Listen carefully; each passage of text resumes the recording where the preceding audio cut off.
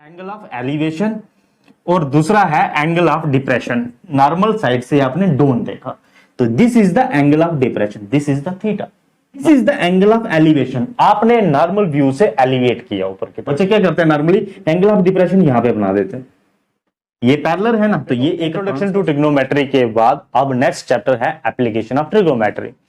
इस चैप्टर में हम देखेंगे कि कैसे हम किसी भी ऑब्जेक्ट का हाइट एंड डिस्टेंस फाइंड कर सकते हैं बाय यूजिंग ट्रिग्नोमेट्री। मींस इसमें मेनली एप्लीकेशन है आपको हाइट एंड डिस्टेंस फाइंड करना किसी भी ऑब्जेक्ट का, height and distance. Application of trigonometry में मेनली हमने हाइट एंड डिस्टेंस पढ़ना है, किसी भी ऑब्जेक्ट का कैसे हाइट एंड डिस्टेंस फाइंड कर सकते हैं यूजिंग ट्रिग्नोमेट्री। अब इस चैप्टर में जो चीज यूज होगी वो होगी 6 trigonometric ratio, sine, cos, tan, cosec, sec और कॉट, जो हमने डिस्कस की थी लास्ट वाले चैप्टर में कि साइन किसके बराबर होता है। हमने पढ़ा था ये पंडित, बद्री, प्रसाद, हर बोला, ये इस तरह से हमने याद किया था इसको। तो हमें साइन पता है परपेंडिकुलर अपॉन हाइपोटेन्यूज और कोसेक किसके बराबर है, हाइपोटेन्यूज अपॉन परपेंडिकुलर। तो इस तरह से 6 ट्रिग्नोमेट्रिक रेशियोस हमें चाहिए इस चैप्टर के लिए। दूसरा हमें चाहिए trigonometric ratio for some specific angle. कौन कौन सा? 0 डिग्री, 30 डिग्री, 45 डिग्री, 60 डिग्री और 90 डिग्री। देखो इसमें 0 और 90 डिग्री यूज नहीं होने वाले हैं, बाकी सभी यूज होंगे, 30 डिग्री, 45 डिग्री और 60 डिग्री। मींस सभी एंगल्स की हमें ये इन सभी trigonometric ratio for this specific angle की वैल्यू हमें पता होनी चाहिए, ये यूज करेंगे। ये हमने पढ़े थे लास्ट वाले चैप्टर में, इंट्रोडक्शन टू ट्रिग्नोमेट्री में। अब इन दो चीजों का यूज करके हम इधर नेक्स्ट वाले exercise application of trigonometry solve करेंगे, और इसमें मेनली हमें हाइट एंड डिस्टेंस फाइंड करना है किसी भी ऑब्जेक्ट का। ठीक है, तो इसमें पहले ओवरव्यू ले लेते हैं कि किस तरह की प्रॉब्लम्स आती हैं इस क्वेश्चन को सॉल्व करते हुए और किस तरह से उनको दूर किया जा सकता है। देखो मेनली इस चैप्टर में प्रॉब्लम आती है कि जो आपको स्टेटमेंट दी होती है और उससे रिलेटेड जो आपकी डायग्राम बनेगी या जो स्केच बनेगा, ट्रायंगल बनेगी, वो गलत हो जाती है। वो क्यों गलत होती है? वो दो चीजों से। एक चीज आती है हमारे पास इसमें एंगल ऑफ एलिवेशन, एक चीज है angle of elevation, angle of elevation, और दूसरा है एंगल ऑफ डिप्रेशन। ये दो चीजें समझना इसमें जरूरी है, और फिर कैसे इसका स्केच बनेगा, डायग्राम बनेगी, वो हमें पता करना है। एंगल ऑफ एलिवेशन और एंगल ऑफ डिप्रेशन क्या होता है? देखो जब भी आपको क्वेश्चन दिया होगा उसमें जो स्टेटमेंट दी होगी उसमें आपको एक ऑब्जर्वेशन दी होगी किसी भी ऑब्जेक्ट या किसी भी फिगर के रिलेटेड। मतलब आपको एक ऑब्जर्वेशन दी होगी कि हमने वहां पे खड़े होके, उस पोजीशन पे खड़े होके ये चीज ऑब्जर्व की। तो आपने क्या करना है कि पहले उस पॉइंट पे अपने आप को कंसीडर करना है।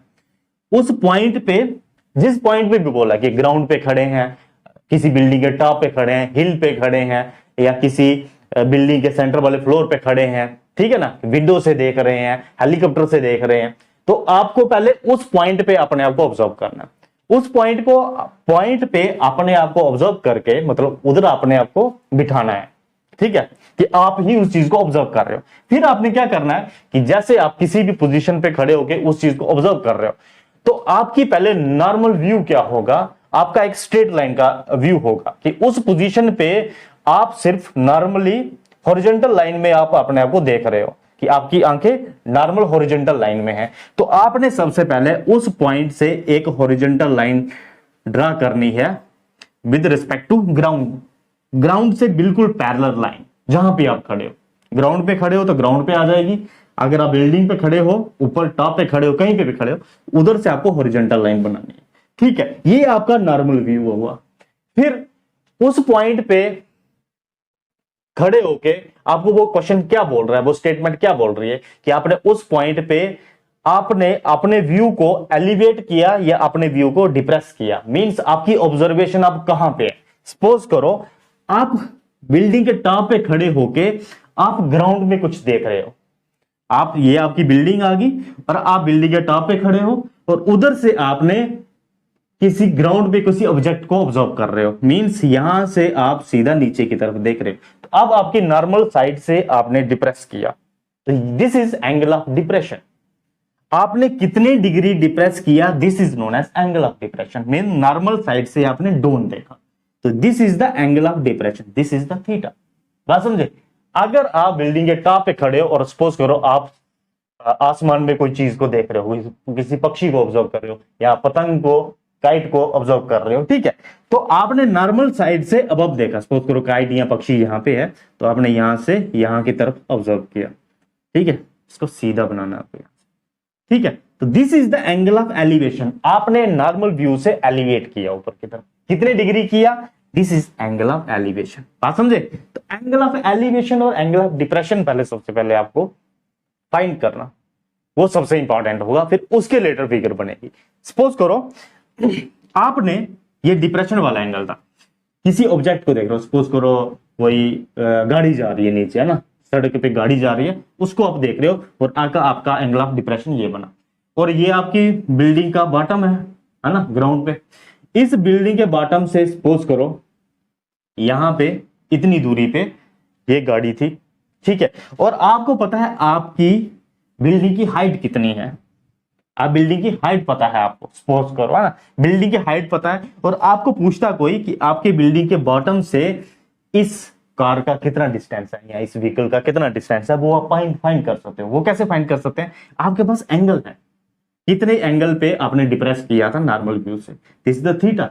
अब इस चीज को ध्यान से देखो, this is your normal horizontal axis, और ये ग्राउंड वाली एक्सिस है, ये वाली ग्राउंड वाली एक्सिस और ये वाली एक्सिस दोनों पैरेलल है, ये पैरेलल है ना, तो ये एक ट्रांसवर्स हुआ, तो ये एक अल्टरनेट एंगल हुआ, तो ये वाला एंगल और ये वाला एंगल जो होगा बराबर, बात समझे? ये वाला एंगल और ये वाला, इसको थीटा 1 कर लेते हैं, ठीक है, ये वाला एंगल और ये वाला एंगल बराबर हुआ ना। अब आपके पास जो राइट ट्राइंगल बनी, तो ये बनी, सिंपल। आपने एंगल ऑफ डिप्रेशन, बच्चे क्या करते हैं नॉर्मली, एंगल ऑफ डिप्रेशन यहां पे बना देते हैं कि हम इधर खड़े थे, हमने इस ऑब्जेक्ट को देखा तो बिल्डिंग के साथ एंगल ऑफ डिप्रेशन बना, नहीं, आपका नॉर्मल व्यू से कितना डिप्रेस किया था, कितने डिग्री पे डिप्रेस किया था, वो that is the angle of depression, तो वो ये आएगा, बात समझे? ये वाला एंगल ऑफ डिप्रेशन नहीं आएगा, ठीक है। अगर आप ये वाला एंगल ऑफ डिप्रेशन बनाओगे तो थीटा का अपोजिट वाला परपेंडिकुलर हो जाएगा, तो फिर आपके लिए परपेंडिकुलर ये हो जाएगा और बेस ये हो जाएगा, तो आपकी बिल्कुल ट्रिग्नोमेट्रिक रेशियो ही गलत हो जाएगी और जो आप निकालोगे वो भी गलत आ जाएगा। अब जब एंगल ये था, आपने ये किया, तो आपके ये चीज तो गलत आएगी, एंगल ये था। अब इसके एग्जैक्टली अपोजिट वाला क्या होता है, थीटा के एग्जैक्टली अपोजिट वाला राइट ट्रायंगल में साइड जो होती है that is perpendicular, this is perpendicular, this is base, और ये 90 डिग्री के अपोजिट जो है ये क्या हो गया, हाइपोटेन्यूज। तो आपके पास हाइपोटेन्यूज, हाइट है, बेस है, हाइपोटेन्यूज है, थीटा है। जो चीज इसमें से मिसिंग है वो फाइंड कर सकते हो। सपोज करो हाइट ऑफ बिल्डिंग आपको पता थी, बेस आपको निकालना है, मतलब यहां से लेके यहां तक इसका डिस्टेंस निकालना कि इस गाड़ी का कितनी दूरी है आपके बिल्डिंग के फुट से, ठीक है। तो आप निकाल सकते हो, वो कैसे निकाल सकते हैं, हाइट अपॉन बेस, बेस हमारे पास नहीं है, हाइट है, वो किसके बराबर आ गया, इस एंगल के बराबर, किसी की रेशो तो होगी हाइट अपॉन बेस, वो आप यहां से देखोगे, ये देखो height upon base, height upon base किसके बराबर होती है, सेक थीटा। तो आपके पास क्या आ जाएगा, सेक थीटा, जितनी भी वैल्यू होगी, जितना एंगल, सपोज करो 30 डिग्री है, 30 डिग्री, सेक 30 डिग्री की वैल्यू आपको पता है, 30 डिग्री की वैल्यू पता है, ये आपको पता है, ये निकल जाएगा। तो ये चीज आप फाइंड कर सकते हो। सपोज करो आपको पूछता है कि यहां से लेके यहां तक का डिस्टेंस कितना था, हाइपोटेन्यूज निकालना था, तो हाइपोटेन्यूज निकालना है, ये आपके पास है, हाइट है, ये है, तो निकाल सकते हो। हाइपोटेन्यूज अपॉन परपेंडिकुलर किसके बराबर होता है, देखो hypotenuse upon perpendicular, hypotenuse upon perpendicular cosec theta के बराबर होता है, तो कोसेक 30 डिग्री बन जाएगा ना। सपोज करो एंगल जो थीटा जो है 30 डिग्री, आप बता सकते हैं ना हाइपोटेन्यूज कितना, परपेंडिकुलर आपके पास है। तो इस तरह से हम हाइट डिस्टेंस फाइंड कर सकते हैं। अगर आपको एक चीज दी हुई है, एंगल दिया है, तो दूसरी चीज निकाल सकते हो। आप दोनों डायमेंशन दिए है तो एंगल बता सकते हो, ठीक है। तो इस तरह की एप्लीकेशन इसमें आएंगी। ये हो गया एंगल ऑफ डिप्रेशन का केस। एंगल ऑफ एलिवेशन में सिंपल एंगल बन जाता है, ये हो गया आपके पास एंगल, ठीक है, यहां से, और आपको यहां से लेके यहां तक का डिस्टेंस अगर दिया होगा तो ये हो जाएगा। ये आपका जो ऑब्जेक्ट था, ये सपोज करो ये बर्ड है कोई, तो बर्ड का ग्राउंड से डिस्टेंस दिया होगा या आपके नॉर्मल बिल्डिंग से कितना ऊपर है उसका डिस्टेंस दिया होगा, तो आपको ये 90 डिग्री एंगल बन गया, और यहां से लेके यहां तक का डिस्टेंस पता हो गया, तो आपको यहां से लेके यहां तक कितनी दूरी है या यहां से लेके यहां तक कितनी दूरी है, ये आप इजीली बता सकते हैं। बात समझे? तो थीटा ये आ गया, थीटा के अपोजिट वाला 90 डिग्री, ठीक है। तो इस तरह से पहले आपने एंगल ऑफ एलिवेशन और एंगल ऑफ डिप्रेशन सही से बनाना है और फिर उससे रिलेटेड फिगर सही तरीके से बनानी। अब इसमें एक तरह की प्रॉब्लम्स और आती हैं। क्या होता है कि सपोज करो आपको बिल्डिंग के सेंटर में खड़ा करते हैं, मतलब बिल्डिंग है आपकी 10-15 फ्लोर की बिल्डिंग हो गया, सपोज करो आप किसी 3rd-4th फ्लोर पे हो या सेंटर में कहीं पे हो बिल्डिंग के, ठीक है। इधर विंडो से आप देख रहे हो दो चीजें, इस विंडो से आपको बोलता है कि मैं ग्राउंड पे देखता हूं, जो मेरी बिल्डिंग के साथ में रोड निकलता है उस ग्राउंड पे मैं ऑब्जर्वेशन लेता हूं, ये हो गया ग्राउंड की तरफ देख रहा हूं। और बोलता है कि अपोजिट साइड में जो बिल्डिंग है मैं उस पर भी देखता हूं, एग्जैक्टली अपोजिट ये बिल्डिंग है, इधर देखता हूं। तो आपकी दो ऑब्जर्वेशन होगी, एक तो डिप्रेशन में जा रहा है, एक एलिवेशन में जा रहा है। तो अब आप एंगल कहां से बनाओगे, सबसे पहले अपने आप को यहां पे खड़े करो और यहां से हॉरिजॉन्टल लाइन ड्रा करो, जो हॉरिजॉन्टल लाइन आपकी नॉर्मल साइड होगी। इधर से आपने एंगल को डिप्रेस किया, इधर से एलिवेट किया, ये वाला एंगल यहां से नॉर्मली ऊपर एलिवेशन, यहां से नीचे की तरफ डिप्रेशन, ठीक है। तो ये आपके पास एक ट्रायंगल बन जाएगी, ठीक है। ये आपके पास एक ट्रायंगल बन गई, राइट ट्रायंगल बन गई 90 डिग्री, ये वाला एंगल है तो ये वाला निकल जाएगा, ठीक है। और यहां से लेके यहां तक अगर दिया आपको हाइट, तो ये दूसरी वाली ट्रायंगल बन गई, ठीक है ना। तो यहां से लेके यहां तक का जितना डिस्टेंस होगा वही यहां से लेके यहां तक का होगा।